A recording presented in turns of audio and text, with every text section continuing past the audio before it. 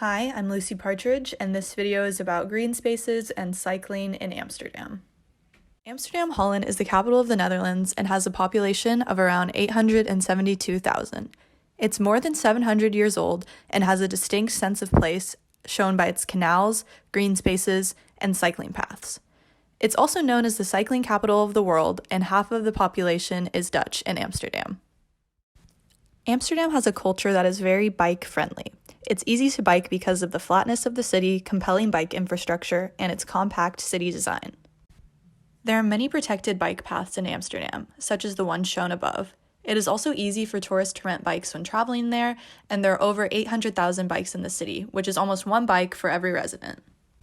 Additionally, in 2020, Amsterdam was ranked as the number 2 city in the world for walking and cycling to work, second only to Cambridge, Massachusetts. Green spaces and biking go hand in hand.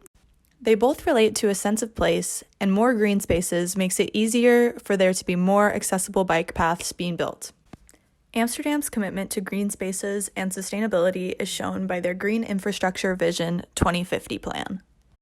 This plan has many parts, but focuses on improving parks themselves and the connections between them. It also mentions protecting the already existing Amsterdam forests, protecting healthy trees, and adding more green roofs throughout the city.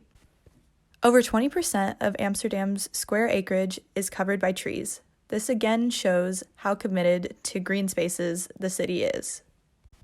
Here are some of Amsterdam's current green spaces. First is the Amsterdam Forest or Bos. It has outdoor swimming and kayaking and is over 3 times as big as Central Park. Other urban green spaces in Amsterdam include Vondel Park, Amstel Park, Rembrandt Park, and NOORD Park. They all feature many places to walk and bike and are protected areas.